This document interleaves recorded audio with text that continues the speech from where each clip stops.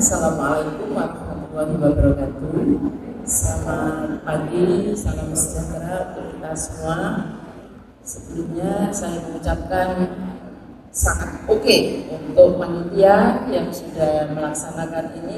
Pada kesempatan ini saya diberi salah satu tema di dalam gerakan sehat untuk masyarakat ini tentang penanganan hipertensi selama kehamilan dan periode postpartum. Tadi Bu Sri sudah menyampaikan kenapa perempuan yang banyak yang menjadi persoalan, kambing hitamnya yang menjadi pemasok hipertensi. Salah satunya karena yang hamil itu perempuan. Nah, persoalannya di situ. Jadi ada selain mungkin juga penduduk ini juga banyak yang perempuan dibanding dengan laki, tapi memang perempuan kena dampak terhadap hipertensi ini pada proses kehamilannya. Baiklah, yang pertama, kalau kita melihat Riskesdas yang baru, ya, dibandingkan dengan Riskesdas tahun 2013 masih 9,4% kejadiannya, tetapi tadi kita lihat yang baru itu sebetulnya sudah menurun. Upaya-upaya ini saya kira di masyarakat sudah luar biasa. Orang jalan-jalan di pasar itu biar dapat uang, bawa tensi, bawa tekanan darah aja, itu bisa loh, bisa mendapatkan uang. Tapi kebenaran, keakuratan mengukurnya gimana? Berbasis gereja, berbasis masjid, berbasis apa aja. Banyak upaya-upaya yang sudah dilakukan. Dan ini salah satu bagian orang merasa khawatir.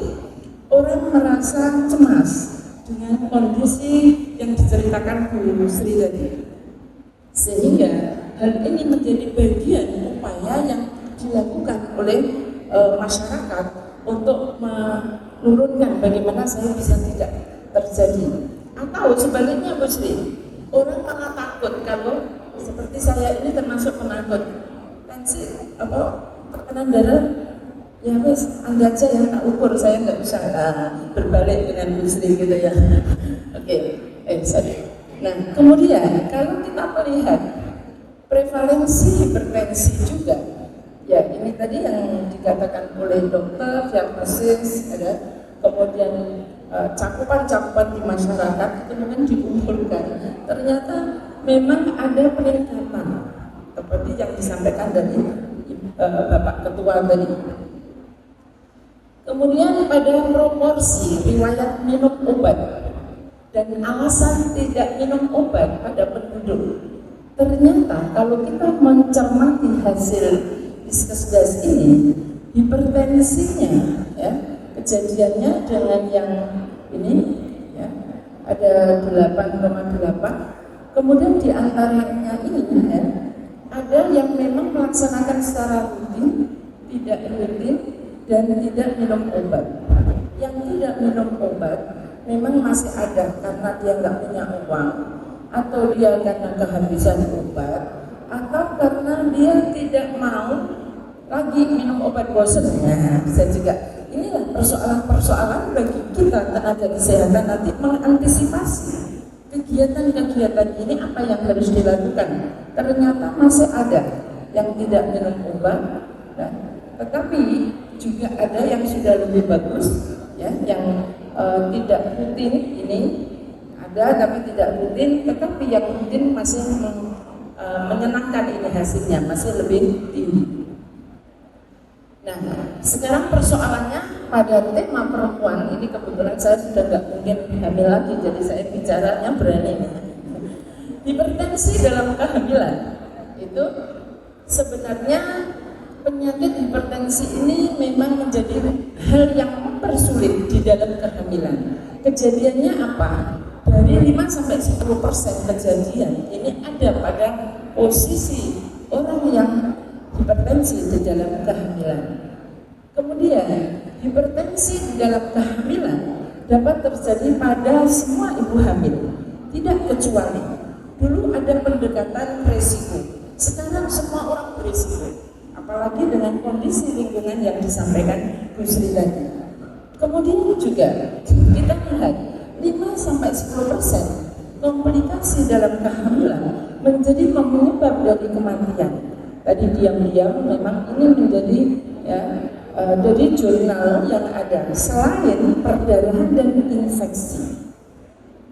Jadi preeklamsi, eklamsi itu adalah dimulainya, tanda-tandanya adalah dari awal di dalam tekanan darahnya. Kemudian hipertensi merupakan salah satu penyebab kematian ibu di dunia. Ya, jadi bukan di Indonesia saja, tapi di dunia ini sudah menjadi isu global. Angka kejadian hipertensi dalam kehamilan memang ada 6-8%. Ini jurnal yang saya temukan. Mungkin kalau dengan menemukan yang lebih baru, saya kira mungkin bisa berubah banyak. Kemudian gangguan hipertensi dalam kehamilan mempengaruhi 1 dari 10 kehamilan dan sering bertahan setelah melahirkan. Jadi pada saat dia hamil, kemudian nanti kalau dia tidak mendapatkan terapi yang bagus, ini persoalannya bisa menjadi langkah berikutnya menuju pada pasca melahirkan. Ya. Hipertensi dalam kehamilan masuk dalam trias yang mematikan bagi ibu hamil. Oke. Kemudian hipertensi dalam kehamilan ini sebenarnya adalah peningkatan relatif tekanan darah. Ini tadi Bu Sri juga menyampaikan pada pembagian hipertensi. Namun pada kekhususan di kehamilan memang juga ada. Kita pakai memang sistolik 30 ya, seringnya ya, dengan tekanan darah diastolik 15 merupakan atau ini bukan bagian dari definisi gangguan hipertensi kehamilan. Ya. Nah, untuk mapnya ya juga bukan dari definisi hipertensi dalam kehamilan ini. Jadi ini tidak lagi digunakan sebagai satu bagian untuk sebagai untuk diprognosis. Nah, ini apa yang terjadi? Saya sebagai dosen juga sering melihat beberapa mahasiswa. Saya punya cerita, mahasiswa kita pernah tidak diluluskan gara-gara mengukur tekanan darahnya nggak benar. Hal yang kecil ini mulai kita perhatikan. Karena apa? Kalau dalam mengukur tekanan darah aja udah nggak benar, apalagi cara menyimpannya tekanan darahnya udah nggak rapi, nggak betul. Apa yang terjadi? Keakuratan penentuan diagnosisnya pun juga akan tidak berhasil dengan bagus. Oleh karena itu saya memang kesempatan ini ibu-ibu semua menjadi senior di dalam membimbing praktek klinik, ya kan Mas, banyaknya kan, dan mahasiswa calon-calon lulusan yang terbaik nantinya jangan sampai hal yang kecil sepertinya mengukur tekanan darah aja kok diperhatikan. Ini penting. Cara melakukan tanggung jawab dari kita. Kemudian ada hal yang perlu diperhatikan. Saya sampai kupas ini karena mungkin sebagai refreshing atau sebagai refreshing kita bersama. Benar nggak ini ya? Coba kita lihat. Pengukuran tekanan darah itu harus dilakukan dengan posisi duduk setidaknya 5 menit relax, tidak bergerak-gerak, berbicara saat pengukuran sedang berlangsung. Ketok kooperatif ditensi ya, dilakukan pemeriksaan sampai diajak ngobrol. Nah, ini seringnya rasanya takut atau apa? Ini mempengaruhi ternyata. Nah, posisi lengan sejajar dengan jantung, bebaskan lengan dari pakaian dan tempatkan posisi manset dengan rapi di atas arteri brachialis. Saya kira ini sudah paham semua, tetapi kita punya tanggung jawab untuk melihat yang sebenarnya. Posisi yang ya sejajar, jadi menaruhnya, oke. Kemudian kita melihat apa yang ada di dalam definisi hipertensi dalam kehamilan. Pengukuran tekanan darah sistolik itu lebih dari 140 mmHg atau tekanan darah diastoliknya lebih atau sama dengan 90 mmHg. Pengukuran tekanan darah dilakukan 2 kali dengan jarak 15 menit. Dengan menggunakan lengan yang sama. Hipertensi berat dalam kehamilan ini adalah tekanan darah sistoliknya memang lebih dari 160 dan diastoliknya 110. Ya, saya kira ini definisi yang tadi juga sudah disinggung sama Sri. Jadi yang penting, kadang-kala kita terjadi keraguan, kita coba 2 kali di dalam mengukurnya. Nah, ya, 10 menit, masih mas. Kemudian klasifikasi hipertensi dalam kehamilan. Ini pada kehamilan itu dibagi 4, ya. Kronik, pre-existing, ya, hypertension, gestational hypertension, ya, preeklamsi dan kronik hypertension. Nah, pada hipertensi dibagi menjadi 3, hipertensi ringan, sedang, dan berat. Ya. Pengobatan hipertensi dalam kehamilan, memang ini kita harus kolaborasi. Saya melihat ini adalah langkah awal untuk kita benar-benar mengaplikasikan IPE, interprofesional. Dan hal ini adalah antara lain nanti yang terkait dengan pengobatan, tentunya bukan kita, tetapi kita harus tahu juga apa yang harus menjadi bagian yang diberikan oleh dokter untuk pasien. Ya, anti hipertensi digunakan pada ibu hamil adalah nifedipin. Kenapa nifedipin? Ini karena nifedipin lebih efektif. Ya. Kemudian penggunaannya penyebabkan hipotensi pada bayi baru lahir ini nanti harus menjadi perhatian. Metil lupa efektif untuk middle hypertension juga. Kemudian apa yang perlu kita manage di dalam kehamilan dengan preeklamsi? Saya kira kaitannya hipertensi dengan preeklamsi sangat erat, sehingga kita di ujung tombak pelayanan ini kita juga harus waspada gejala-gejala yang terjadi pada preeklamsi, ya, sakit kepala hebat, masalah pada penglihatan, sakit yang hebat tepat di bawah tulang rusuk, nyeri ulu hati, terjadi muntah, bengkak pada daerah wajah, tangan atau kaki. Ya. Kemudian faktor resiko tingginya, ini nanti bisa kita lihat. Kita bisa mewaspadai bahan-bahan yang bisa kita lakukan ke masyarakat. Hipertensi pada kehamilan sebelumnya, penyakit ginjal kronis, penyakit autoimun, kemudian diabetes, ya, dan hipertensi kronis. Ini menjadi faktor-faktor pendukungnya atau faktor pencetusnya.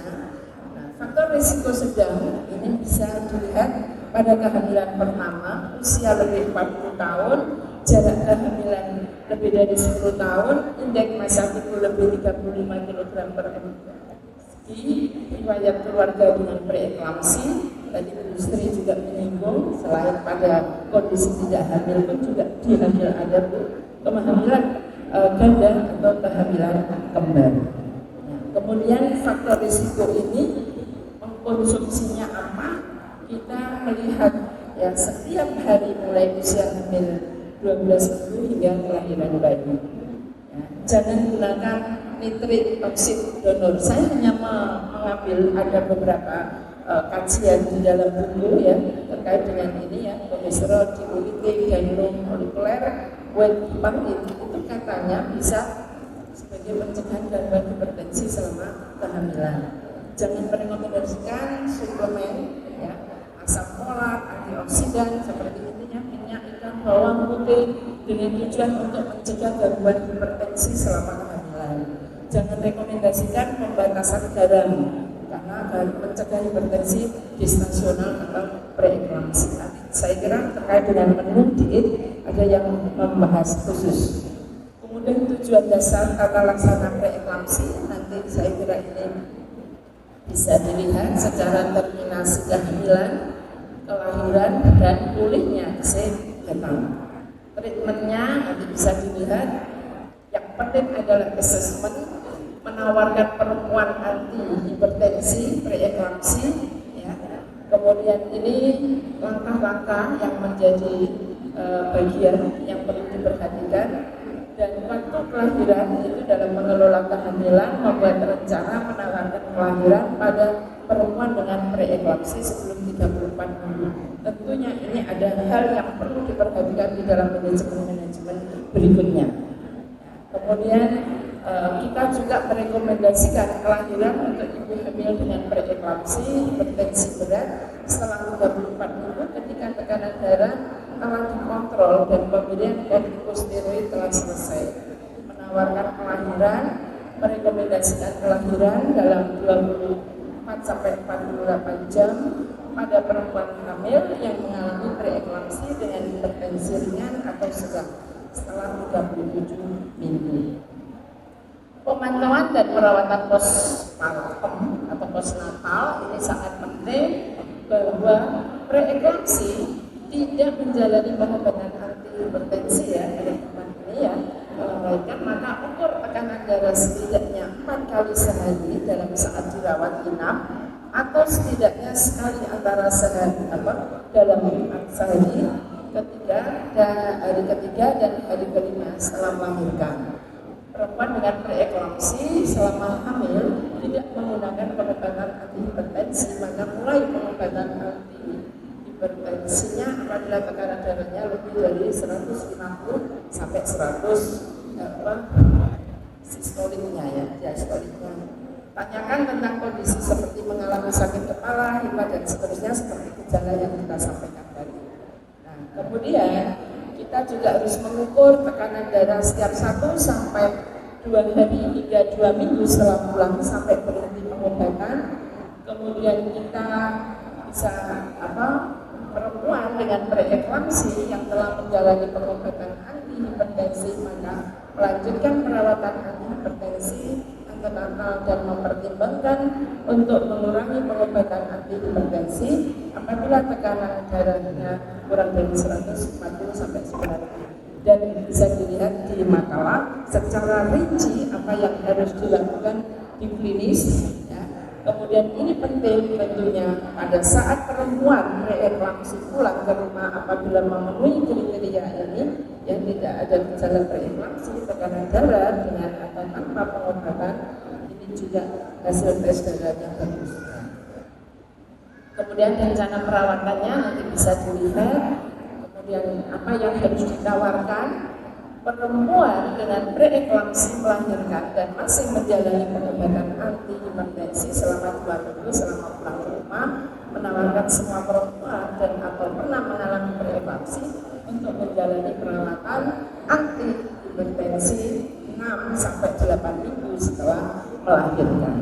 Ini flowchartnya nanti bisa dilihat ya, secara rinci sumbernya. Kemudian habis ya, nasihat selama kehamilan, nanti atas sebelum kehamilan bisa dilihat waktu kelahiran, jadwal konsultasi tambahan perempuan dengan hipertensi kronis ini penting, pemantauan dan perawatan postnatal juga harus dilakukan, kemudian treatmentnya ini ya, waktu kelahiran, pemantauan perawatan pasca, dan nanti bisa dilihat di makalah ada evaluasinya asuhan kesehatan di rumah, hal yang perlu diperhatikan.